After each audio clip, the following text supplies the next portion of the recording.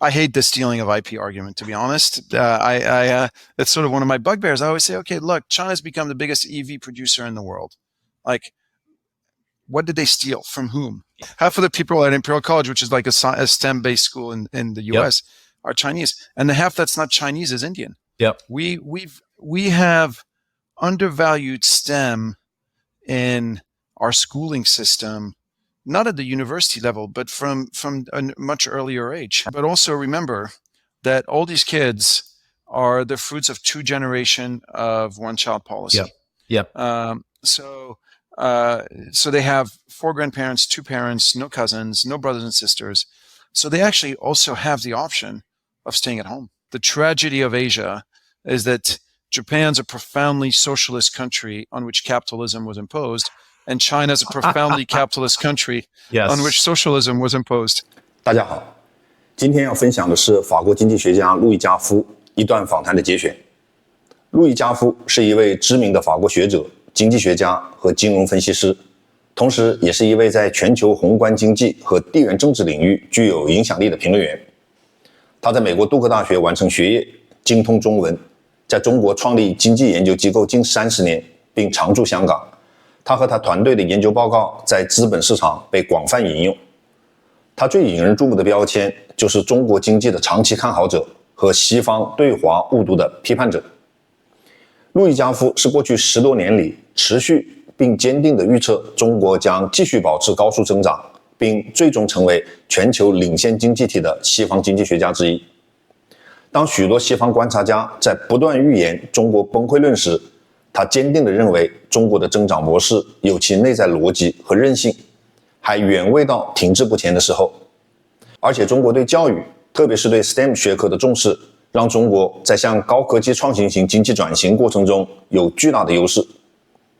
当主持人提到中国是不是有偷窃西方知识产权的问题时，他毫不掩饰自己对这种说法的鄙视和厌恶。我们来看看他是怎么说的。If I follow the Western media today, they tell me China is collapsing. If I turn on Gavical, I learn, wait a minute, their monthly trade surplus is 80 billion. It's on an annualized run rate, it's $1 trillion trade surplus. If I tune into Steve Shu's podcast, who's interviewing technologists and scientists, I learned that in space, semiconductors, jet engines, electric vehicles, solar panels, they're at parity or beyond parity with the West now in all those areas. So who has the story right? Well, Steve Shu definitely has the story right. But let me just say, so one of my favorite philosophers, a Christian philosopher of the 16th century, a guy called Jean Baudin, who would say, the only wealth is man. The only wealth is people. Now, when I studied in China in the early 90s, China was graduating 300,000 university students a year. Today, China graduates last year, it's graduated 11.5 million, and this year it's going to graduate about 12.3 million people. That's a 30x in one generation. Yep. In terms of going to your point about, the progress made on semiconductors, the progress made on space, on computers, etc. China now graduates every year more engineers than there are in the United States, than there are engineers in the United States. Now, we could debate all day, yes, but the Chinese universities don't have the same levels as the U.S. universities, and we're comparing apples and oranges, etc. But the point I'd make is 30 years ago, you were graduating 300,000 guys. And even if the 12 million guys you're now graduating are not the same level as your 12 million guys from the University of Michigan or the Harvard that you mentioned or Duke or etc. That's still a whole lot better than plowing fields with behind a horse. Yeah. Right. Sorry.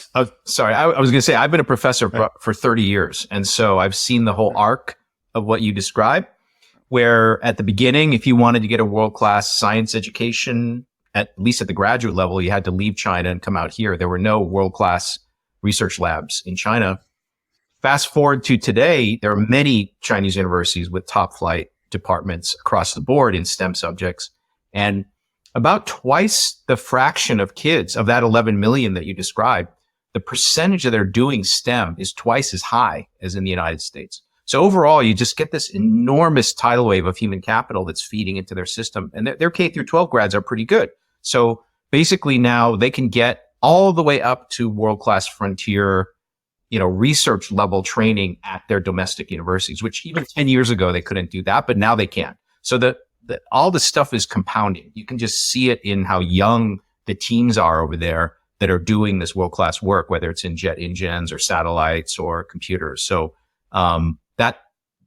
that human capital thing is for real. It's not going to go away for decades. So on this, I completely agree with you. But if I was the U.S., perhaps one worrying statistic is if you take the very best Chinese universities, your Beida, your Tsinghua, your Fudan, your Nandas, they used to send a lot of university graduates to the U.S. So you do the undergrads there, and then, to your point, you'd come to Michigan to do a master's or a PhD in, physics or chemistry or whatever. Those numbers have been in free fall. Now, initially, you thought, okay, it's COVID. Like nobody's moving. It's hard to get out of the country, etc. But even post-COVID, there's been no rebound. Now you could say, well, it's the economic difficulties in China, or it's actually, I can now do a very good PhD in chemistry at Tsinghua, which I think is actually what it is. I don't need to spend all this money to go. If I'm a top guy, I don't need to spend all this money to go to Michigan. I can go to Tsinghua. Louis, you went through the pain of having to learn Mandarin, right? So imagine how painful it would have been for you at 22 to say, oh my God, the only place I can do my PhD in material science is at Tsinghua. And now I got to be fully fluent. I got to read all my textbooks in Mandarin. I got to network with my job recruiter in Mandarin. I got to do everything in Mandarin. There are plenty of people in China that are great scientists, but their English isn't that great. So why would they come here, right? It's such a burden for them to come here that they can, if there is an ecosystem for them to develop their skills and to practice what they learned in school in China, they're obviously going to favor that once the system is mature. So so I think, to your point, I think we've reached that point in China now, and I think that's a change that we perhaps underestimate. We in the Western world underestimate because we just take it for granted that we have the best universities in the world, and that, of course, if you're smart, you want to go to Harvard, and of course, once you're in Harvard, you're never going to move back to China because why would you? Yeah.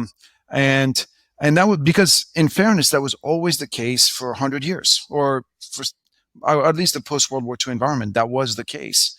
And I don't know if it still is. I don't know if it's still the case in the past 5-6 years. I think it's just tipping now. So, and obviously for the bulk of students who aren't necessarily, they don't necessarily have the choice of going to Stanford or Tsinghua, but it's some other good Chinese university and then some other, reasonably good U.S. university. I think they're much more likely to stay in China now than they were even a few years ago. Yeah. So I think that's, to answer your question, that's the first point I wanted to highlight, because again, I think it's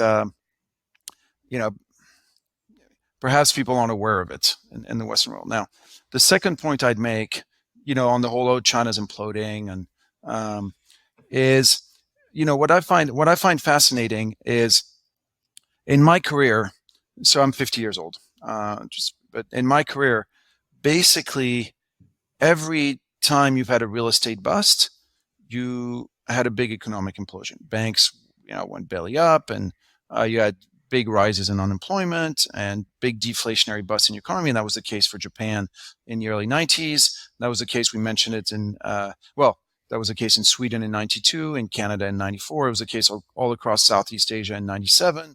Obviously, the US in 2008 is still fresh in a lot of people's mind.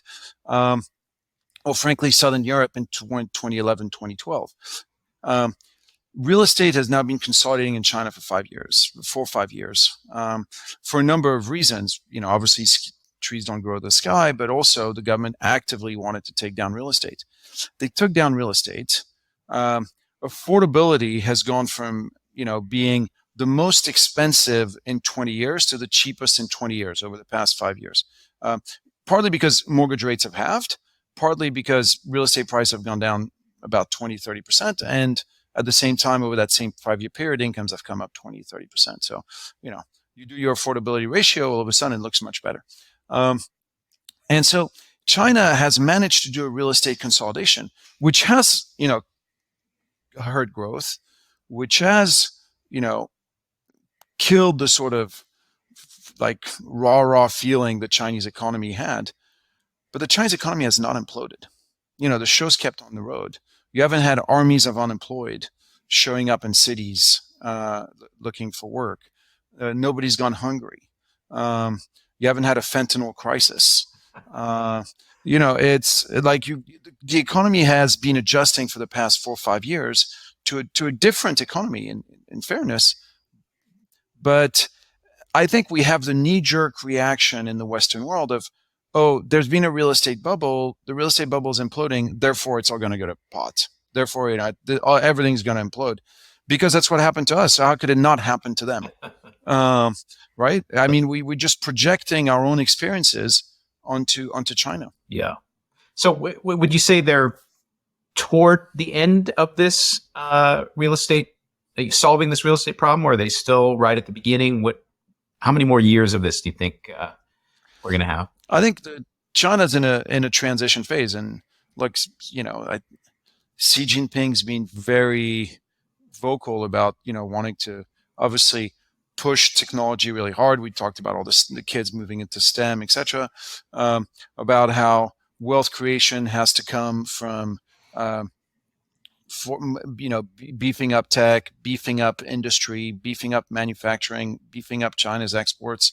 And in the past 5 years, China's done remarkably well in that space, actually. When you think of it, China's had to endure a couple things. Well, it's had to endure a real estate bust. It's had to endure a yen at 150. Japan is one of the biggest industrial powerhouses in the world. Yep. And it's got a currency that is just stupidly undervalued. I was in Japan a few months ago. It used to be that if you wanted to go out for dinner in Tokyo, you had to get a second mortgage on your house. It was like so expensive. Now Tokyo is the cheapest. Yeah, it's like a developing country. It's the cheap. I mean, you go for lunch in Tokyo, like a really nice lunch, it's going to cost you $15. I think quality adjusted, eating out, dining out in, say, Tokyo or anywhere in Japan is got to be the best deal in the world right now, because you have the highest quality levels, doubt about it. And the prices are way down because of the yen. At least if you're an American, it's no doubt about it. Yeah, no doubt about it. No doubt about it. Look, in New York today for $20, you don't get a sandwich. I mean, you don't. Yeah. And you get like a really good meal in Tokyo, which is sort of, for anybody who's spent time in Asia, is mind blowing, because it always used to be like Tokyo. Oh, right. Shoot, I'm going to go there, and everything's going to be so expensive. To your point, I think you wanted to say that the manufacturers and high tech companies in China are competing against a very weak yen, yet they're taking market share, have huge trade surpluses, and so it's obviously exactly for anybody else to try to compete with Japan is extremely hard, and the fact that they can do it tells you something, right? Exactly. So when you think of it, they've had to deal with a super cheap yen, the real estate bust we mentioned, and on top of that, the American war restrictions on war for any but semiconductor restrictions and whatever else. And with that, from nowhere 5 years ago, China's become the biggest car exporter in the world. Like, if you had told me the yen would be at 150, I would say every car in the world is going to be produced in Japan. Yep. But we're moving into a world where every car in the world is going to be produced in China. Yep. Because not only are they good at producing cheap internal combustion engine cars, but they've basically, at this point, they've cornered the electric car market. And Europe is waking up to this, because Europe was saying, by 2030, we want every new car sold to be electric. And they're realizing, hold on, if we do that, that means that we want every new car sold to be Chinese. Which creates issues. But beyond electric cars, you got railways, you got power plants, turbines. I mean, you name it. 5 years ago, you mentioned that China's trade surplus has gone from 25 billion a month to 75 or 80 billion a month. And again, that's not because you and I decided to buy 3 times as many pairs of socks or 3 times as many, plastic toys. Yep. In the past 5 years, China started exporting a bunch of stuff they never exported before. Right now, China's in negotiations with Saudi Arabia to sell Saudi Arabia nuclear power plants. Now, as a Frenchman, I look at this and I wonder what the hell just happened here. Like, selling nuclear power plants is our business. That's what we do in France. That's like one of our key comparative advantages. And China comes in and undercuts us by 2/3. They come in at 2/3 of our price. So undercut us by 1/3. It's mind blowing. Building cars, building nuclear power plants, building railroads, that's complicated stuff. Yep. Right? I mean, it's not plastic toys anymore. When I talk to Americans, a lot of the most anti-China people, they want to say, okay, this is all stolen. You guys stole all this IP and technology. And I'm sure some of that happened. But even if you stole stuff without a very powerful human capital and tech infrastructure basis, you're not going to be able to compete across all these different industries going forward. If all they did was steal and you stop them from stealing, you're going to get back ahead of them. But it looks the other way. It looks like they're getting ahead of us now. So very different from how it's perceived here. All right. So I hate the stealing of IP argument, to be honest. It's sort of one of my bugbears. I always say, okay, look, China's become the biggest EV producer in the world. Like, what did they steal? From whom? Yeah, exactly. Tesla buys their batteries from them, right? So yeah. Tesla buys their. It's like, who did they steal and from whom to do this? Now you could say they stole it from Tesla, but actually, Tesla early on in its life said, "I'm putting everything up there on the web, everything we've done, and anybody can look at it because we want the world to move to an electric car format." Who did they steal to do this? Nuclear power plant, they build their own nuclear program from scratch. Like, this is, it's really hard to steal nuclear stuff because of all the national security around it, et cetera. So, like, if we want to say China stole the nuclear secrets, then that means that we've got some serious espionage leaks going on in our own countries. To be honest, when I talk to people like that, I don't even want to fight that battle. I'll just say, look, let's suppose they stole everything, but they have very competent people making use of what they stole. And going forward, just crying about it is not going to solve your problem because they're innovating new stuff, as with EVs, as you pointed out, right? So, or LiDAR or something. And it goes back to what we were saying a little while ago. It's like, look, if China produces more engineers every year than there are engineers in the US, how can we not expect to eventually be bypassed? Yeah, exactly. I mean, it's to say, oh, they're just stealing stuff. It's like, so what are all these people doing? Like, these literally millions of engineers that are getting churned out every year. Yeah. If you're a technologist, like a Silicon Valley guy or an academic scientist, and you've just been over there and you've interacted with people, you realize that they're sharp. You realize they're comparable. The graduates from their schools are comparable to or better than the graduates from Western schools. So you pretty quickly realize. In fairness, yeah, the graduates. So I've got a young niece who's currently doing a PhD in biomedical engineering at Imperial College in London. She's really bright. She's the hope of our family, etc. We all believe she's going to cure cancer. She's terrific, but half of the people doing Imperial are Chinese. Half of the people at Imperial College, which is like a STEM-based school in the US, are Chinese, and the half that's not Chinese is Indian. Yep. By the way, when we count, all the STEM people, like China produces more than there are in the US, etc. We also have to count that the ones being produced in the US, a lot of them are going to go back to China anyway. Yep. We have undervalued STEM in our schooling system, not at the university level, but from a much earlier age. Absolutely. So that when kids come in at university, most don't even look at STEM. Yep. They just blow right past.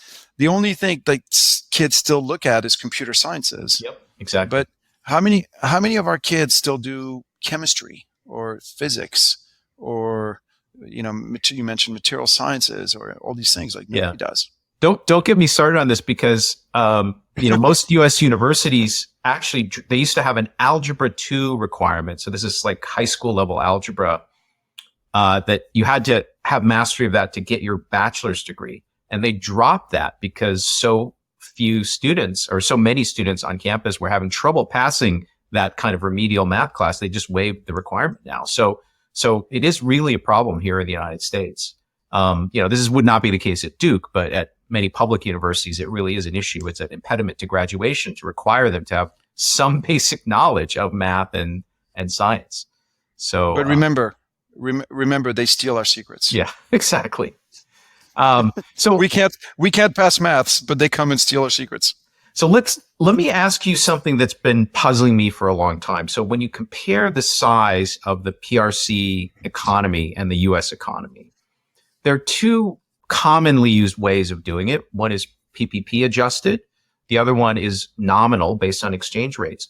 But I've always thought that even the nominal so the PPP thing, let's not get into that right now, but the nominal thing, I've always understood that the way the Chinese government reports what it categorizes toward the nominal GDP number is qualitatively different from the way the US does it. So in other words, services provided by the state, which people don't pay for, are not included in that number, even though it is a form of economic activity for the country. Maybe you could just comment on how you think about the relative sizes of the two economies.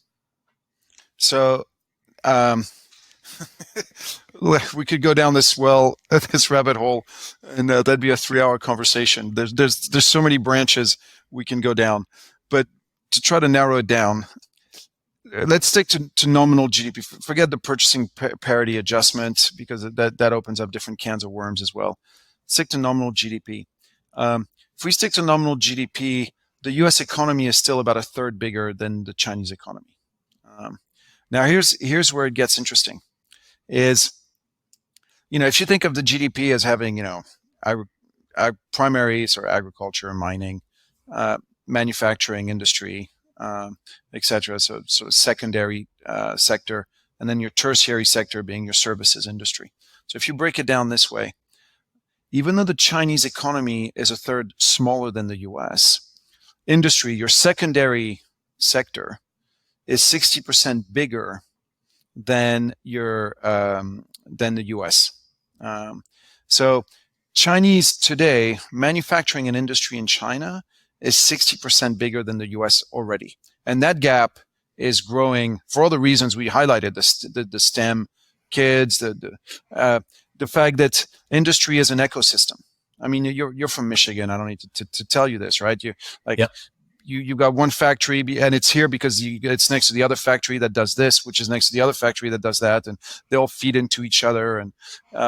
And like once you manage to get that ecosystem going, it can grow quite fast, and it grows on itself. And if you don't have that ecosystem, now the other thing about manufacturing, of course, is you need the engineers, you need the STEM kids, and you need the workers who are trained to be workers in an industry that trains the next set of workers, right? Like the 40-year-old trains the 20-year-old who comes in and who passes on skill.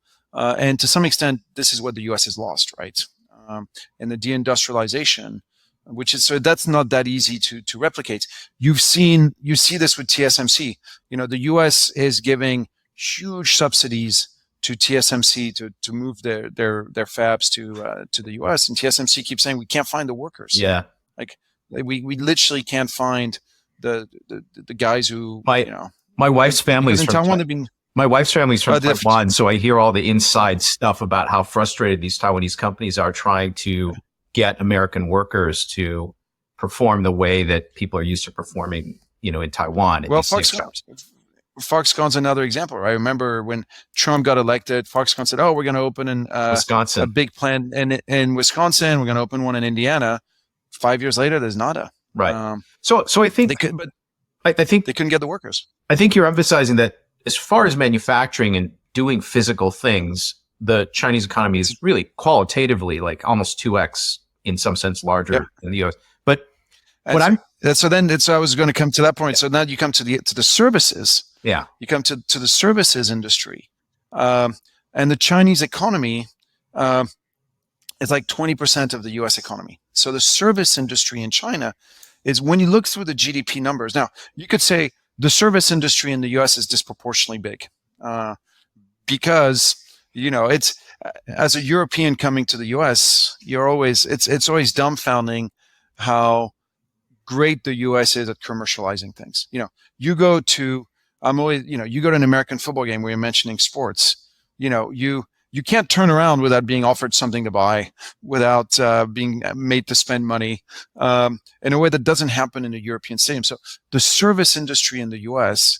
is so great at at pushing things on the consumer, etc. It's the financial industry is obviously a really big part of GDP. The healthcare industry is a really big part of GDP, all of which we don't really have in China. So the service industry in China. So on the one hand, you could say, oh, the U.S. service industry is too big, but it seems to work for the U.S. So who's to say that it's too big? Can I ask you about that though? Because it seems like in terms of consumer purchasing, the efficiency of, if I want to buy something and get it delivered to my house, or I want to shop efficiently and find the right air conditioner for my apartment that fits my window, it doesn't seem like the consumer has any less efficiency or range of choice in China than in the US. So no, that part is good. Yeah. No, that part is good in China. You can, you go on Taobao, you find anything you want, it gets delivered. The e-commerce, in fact, China is the one country outside of the US that has built a proper internet/tech ecosystem. Right. It's really, you would think India would have it, given that they have so many engineers. Right. But the back-end infrastructure in India isn't that great, right? The roads, the logistics, etc. So to account for this fact that I think you said that if you just look at the service sector, it's China's service sector by this kind of standard, it's minuscule. 20% of the US. Yet it seems like any kind of transaction that I actually want to involve myself in China, whether it's trading stock or buying an air conditioner or a car, it seems like it's just as developed and just as efficient as what we have in the US. So what is that 5-to-1 ratio there that you're talking about? So I think first it's a poorer country. And I don't know if you're familiar, I could send you pieces on this. There was a French economist called Aftalion who talked about the acceleration phenomena. And the idea is income is distributed along a bell-shaped curve, right? Typically in a country. So, if in China the average income is $10,000, almost everybody makes between 5 and 15. You'll have a small tail of people who make less than 5 and a small tail of people who make more than 15. Now, the reason this matters is there's thresholds for consumption. Mm-hmm. So at $2,000, everybody buys a smartphone. At $1,000, everybody buys a TV. $2,000, everybody buys a smartphone. $10,000, they buy a car. And the more, everything below 15 is all about goods. Everything post 15 is all about services. Once you start making more than $15,000, you spend more money on education. You spend more money on healthcare. You spend more money on financial services. You start buying mutual funds or open a brokerage account. Now, again, so you think of your bell-shaped curve. What's happening in China today is that everybody is in that consumption still bucket of things. So to your point, I make a little more money, I'm going to buy an air conditioner. Ooh, I make a little more money, I'm going to buy a microwave, or I'm going to buy a car. And by the way, that curve, this is why it's the acceleration phenomena. As it moves to the right, as incomes grow over time, the area that, China was a great example for this. In 2000, China was selling roughly 2 million cars a year. By 2007, it was selling 18 million cars a year, because the curve had shifted where the area of people earning $10,000 and so all of a sudden it doesn't. If the curve shifts 20% to the right, your demand for cars doesn't go up 20%; it goes up 7x. So, a lot of the services the Americans spend money on, again, healthcare, finance, education, which, by the way, are really big bills in the U.S. I don't need to tell you the cost of a U.S. education, yes, nor the cost of U.S. healthcare. Things that in China are essentially free. Now, you could say they're not free for everybody. The government has to pay some of it, etc. But to your point, that doesn't really get reflected really well in the national statistics. So that was the point someone had made to me specifically, that if you're getting your healthcare kind of free from, or quasi free from, the government system, when they report numbers that would otherwise be folded into GDP as, the healthcare that I personally purchase in the US, that number is just absent in the accounting, even though there is a doctor providing that service to the person in China. And similarly, go ahead. Similarly with education. And if you look, I think if you look at the U.S., healthcare is what? It's now 18% of U.S. GDP or something. I'm quoting from memory, but it's a big number. So if instead of an 18, you've got a 2. Right. You know, and education, if instead of a... And the college-going percentage, so the percentage of high school graduates who leave high school and go to college in China is now about 60%. So it's similar to the U.S. level. So it doesn't seem like they're actually lacking educational services in China, but somehow the accounting makes it such that it appears that part of their economy is much, much smaller than in the United States. So that somebody made this point to me, and I was just curious whether how big is that distortion in the comparison? Oh, it's definitely a big one. And your U.S. college student pays $50,000 a year, $60,000 a year. Your Chinese college student pays 2,000 or something. To be honest, no, like 2,000 renminbi. It's a rounding error. And so so you are in essence comparing apples and oranges, but there is also the element of, as China, as incomes continue to grow. Now, granted, they might not be growing as fast as they did 10 years ago, 20 years ago, but they are still growing. So as incomes grow, you are still going to see more money being spent in tourism, more money being spent on entertainment, more money being spent on education, on healthcare. Because yes, you can go to the public healthcare, but the reality is, rich people don't want to do that. They now want, no, but it's true. Like if you have a chance to go to a private clinic, you're going to pick that over the no, it's fair, totally fair. And so money starts to get spent there.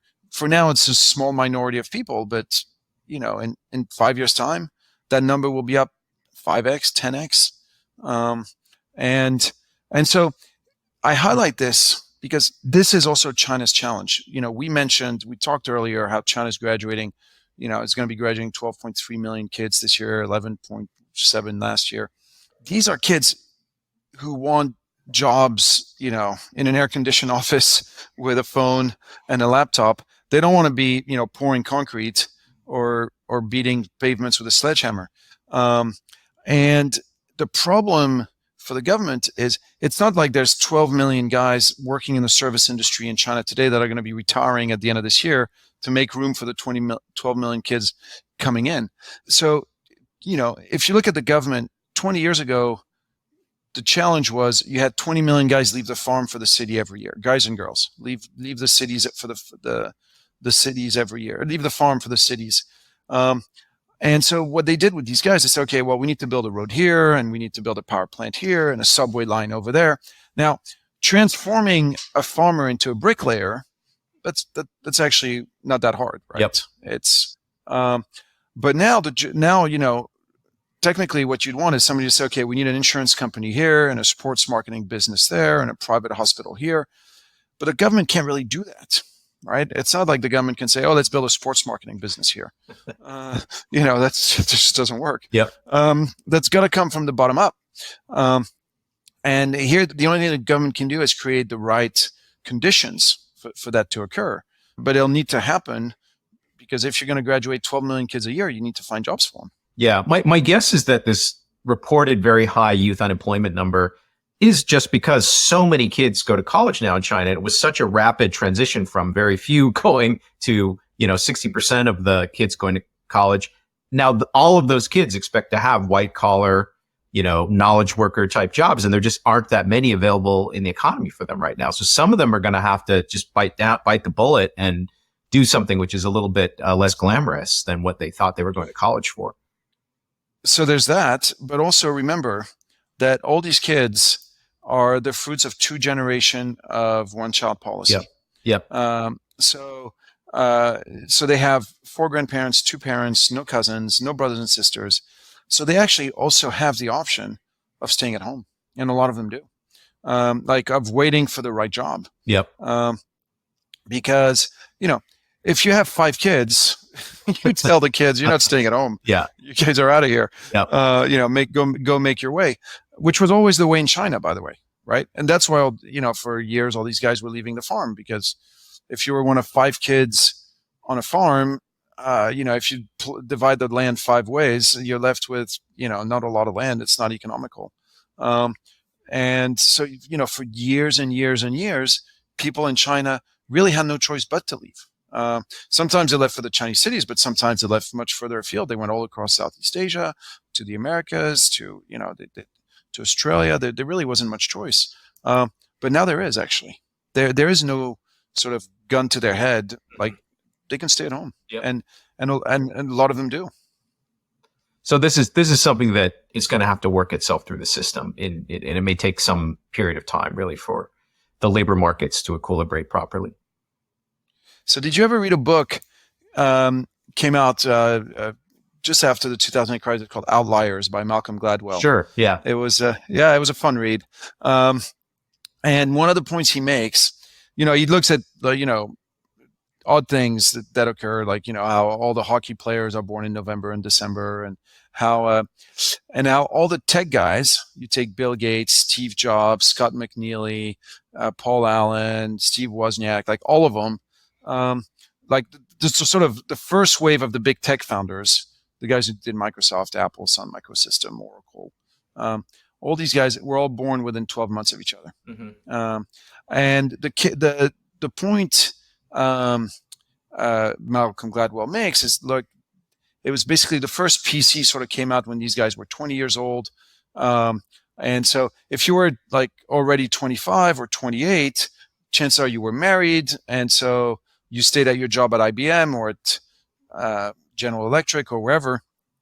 And, these guys, they fiddled around with the computer, etc. But I actually think Gladwell missed the bigger point, because I think if you were 24, 25, you still weren't married.